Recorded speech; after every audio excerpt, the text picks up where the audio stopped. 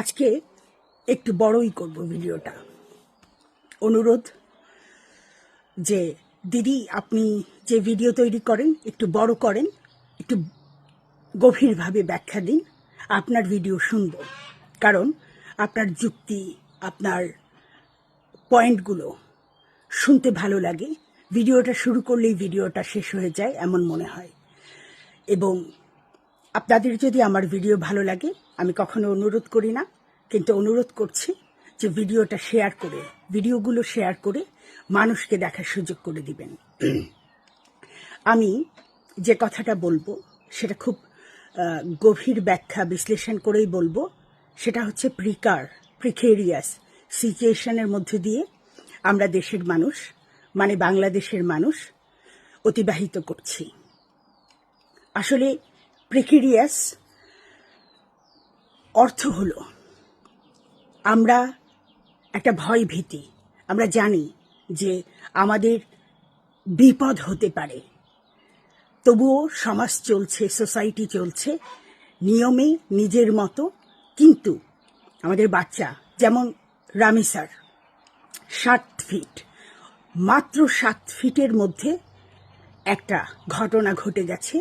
বাবা মা তাদের সন্তানকে খুব নির্মমভাবে, লোমহর্ষকর অবস্থায় তারা পেয়েছে।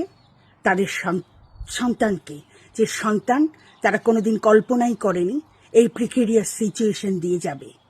এবং এই ঘটনার পরে অনেকেই ভয়ে তাদের সন্তানকে নিয়ে এক পা গেটের বাইরে বের করতে ভয় পাচ্ছে। ওই যে ভীতিটা, ওই যে আতঙ্কটা, এটাকে বলে প্রিকার সিচুয়েশন। আমি আপনাদের বলছি, যারা অভিভাবকরা, যারা আমার ভিডিওতে, অনেকের ভিডিওতে, শুধু আমার ভিডিওতে না, অনেকের ভিডিওতে এসে বলে যান ঘটনাটা খুব দুঃখজনক, আসিয়া থেকে রামিসা। আসলে এটা দুঃখজনক ঘটনা না। আবার মনে করিয়ে দিতে চাই, আপনারা বাবার এবং মায়ের এক্সপ্রেশন দেখেছেন, আর্তনাদ দেখেছেন। এই আর্তনাদ দুঃখজনক আর্তনাদ না। দুঃখজনক কোন জিনিসটা জানেন? একটা বয়স পেয়েছে, পৌর বয়সে, তার সময়কালীন সে চলে গেছে পরিবার থেকে। এটাই হচ্ছে বায়োলজিক্যাল অর্ডার। এবং চলে যাওয়া এটা দুঃখজনক যে আমাদের কাছ থেকে চলে গেছে। কিন্তু পৈশাচিক লোমহর্ষকর ঘটনা, এটা দুঃখজনক ঘটনা বলে ঘটনাটিকে হালকা করে দেখবেন না। কারণ হয়তো আপনারা যারা হালকা করে দেখছেন, খুবই দুঃখজনক। এটা আসলে আপনি রিলেটেড না ওই ঘটনার সাথে, কিন্তু যে রিলেটেড, যে এটা নিজের রন্ধ্রে রন্ধ্রে ফিল করতে পারে, সে কোনোদিন ঘটনাটা দুঃখজনক বলে হালকা করে দেবে না। আমি রিলেটেড চিন্তা করি কেন জানেন? আমার ঘরে 2 কন্যা সন্তান আছে। আমার ঘরে একটা টিনেজ আর একটা শিশু বাচ্চা আছে, এবং 2টোই মেয়ে। আমি এই ঘটনাটাকে আতঙ্ক এবং লোমহর্ষকর, বিভৎস, বিঘুটে অবস্থায় দেখি। আমার কাছে এই ঘটনাটা খুবই দুঃখজনক বলে মনে হয় না। গতকাল কাল এখানেও আরেকটা ঘটনা এসেছে। রামি স্যারটা যেহেতু ভাইরাল হয়েছে, সবাই রামি স্যারটা নিয়ে কথা বলছে। বনশ্রীতে মেয়েদের মাদ্রাসায় আরেকটা লাশ পাওয়া গেছে, একটা শিশু সন্তান, সেটাও মেয়ে। এবং সেটাও ধারণা করা হচ্ছে এটাও ধর্ষণ ছিল বা বলৎকার ছিল।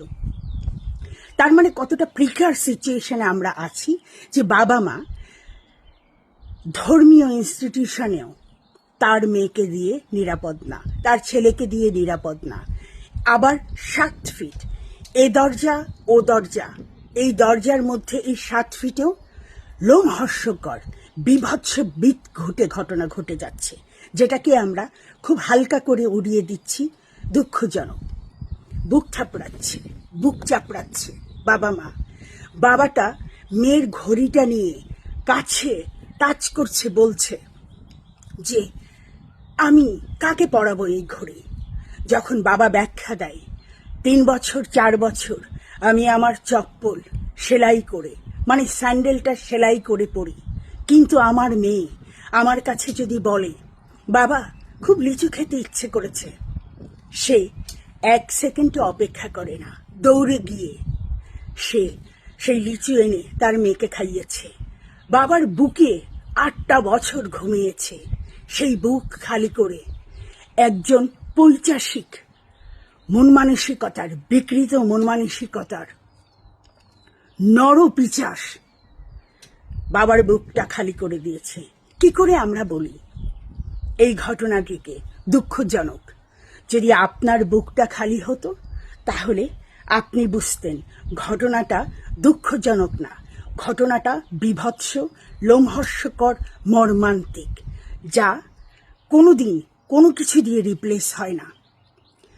আমি আসিয়া থেকে শুরু করে এই রামিসা অনেক কথা বলেছি, অনেক কথা বলছি এবং চেষ্টা করছি মানুষকে মোটিভেট করা, চেষ্টা করছি অভিভাবকদের বোঝানোর জন্য।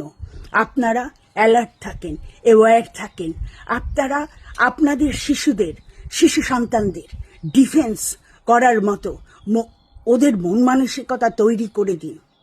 8 বছরের মেয়ে রামিসা, 8টা বছর ওর আয়ু ছিল না, কিন্তু ওর আয়ু অবশ্যই স্রষ্টা থেকে নির্ধারণ করে দেওয়া হয়েছিল অনেক বছর, অনেক ভালো কাজ করবে, অনেক সমাজে সুন্দর একটা ফুটপ্রিন্ট রাখবে, বাবা মার মুখ উজ্জ্বল করবে, নিজে সম্মানিত ভাবে মাথা উঁচু করে বড় হবে।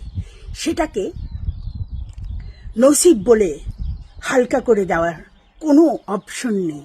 কারণ হচ্ছে এটা নসিবে লেখা ছিল না, এটা কদাচিৎ বিকৃত মন মানসিকতার মানুষ ওর জীবনটা সংকীর্ণ করে দিয়েছে।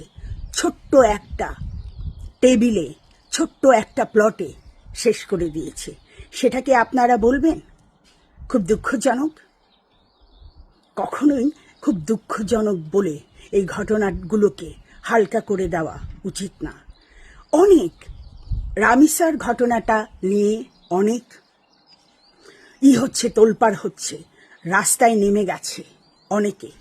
আমি রামিসার যে ছবিটা আপলোড দিয়েছি সেখানেও আরও অনেকে দিয়েছে, অনেক কন্টেন্ট ক্রিয়েটার এই রামিসার ওই ছবিটা সুন্দর পহেলা বৈশাখে সেজে আছে, শাড়ি পরেছে, মাটির অলংকার গায়ে দিয়েছে, কপালে টিপ দিয়েছে।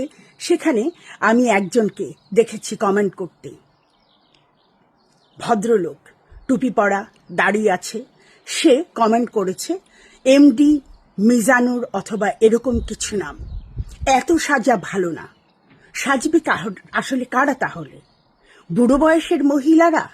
এবং আপনি একটা কৈশোর শৈশব যদি সুন্দর করতে চান, মন মানসিকতা উৎফুল্ল প্রস্ফুটিত করতে চান, বিকশিত করতে চান, কালচারাল ধারণাটা একটা মেয়ে, একটা নারী, একটা ছোট্ট শিশু তার মনের বাসনা পূরণ করা, কপালে একটা টিপ দিয়েছে, মাটির একটা অলংকার পড়েছে, এটা বাঙালির ঐতিহ্য, সেটাকেও এসে মেয়েটা চলে গেছে, সেটাকেও এসে কি বিভ্রান্তকর কমেন্ট করছেন।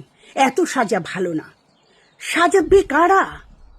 এই শিশুরা যদি না সাজে, আমি তো বললাম প্রৌঢ় বয়সে বৃদ্ধরা সাজবে, যে সময় সব সময় সোসাইটিতে একটা না একটা ঘটনা ঘটেই যাচ্ছে।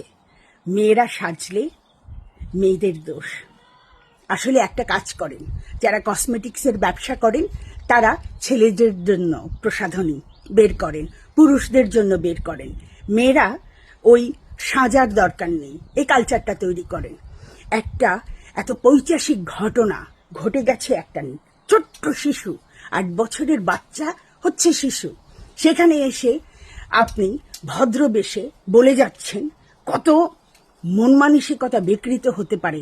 এত সাজা ভালো না। বুঝতে পারেন কত প্রেকেরিয়াস সিচুয়েশনে আমরা আছি? সুন্দর একটি ড্রেস পরলে, লাল টুকটুকে একটি শাড়ি পরলে, লাল টুকটুকে একটি সালোয়ার কামিজ পরলে একটা মেয়ে, এত ঢং করার কি দরকার আছে? ঢঙেই তার 12টা বেজে গেছে। এই সমস্ত কমেন্ট যারা করেন তারা, সেই সমস্ত পুরুষরা, সেই সমস্ত মন মানসিকতার অভিভাবকরা, আপনারা সোসাইটিটাকে প্রিকেরিয়াস করে দিচ্ছেন, প্রিকার সিচুয়েশন তৈরি করছেন। আপনারা পরিবর্তন হন, আপনাদের মন মানসিকতা পরিবর্তন করুন। এই প্রিকেরিয়াস সিচুয়েশন অন্য কেউ এসে আমাদের তৈরি করে দেয়নি।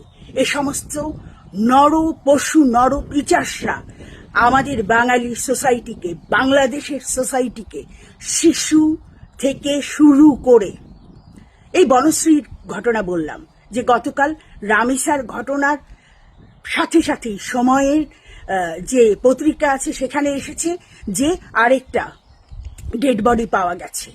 তারপরে এই বনশ্রীতে না রামপুরায় ম্যান হলে 4 বছর 5 বছরও হয়নি লাশ পাওয়া গেছে আরেকটা শিশুর বেশ কিছুদিন আগে। 3 মাস হলো ঘটনাটা। পাবনায় ভুট্টা খেতে একদম নগ্ন অবস্থায় আরেক শিশু, সে নিজের বাড়ি থেকে দাদি বাড়ি যাচ্ছিল, তার মাঝখানে তাকে নিয়ে বলৎকার করে ওই ভুট্টা খেতে দম বন্ধ করে গলার মধ্যে পাওয়া গেছে, ওটা কি সাইন পাওয়া গেছে যে গলা চেপে ধরে মুখ বন্ধ করে তারপরে তার প্রাণটা নেওয়া হয়েছে। এগুলো কি দুঃখজনক ঘটনা? কখনোই না।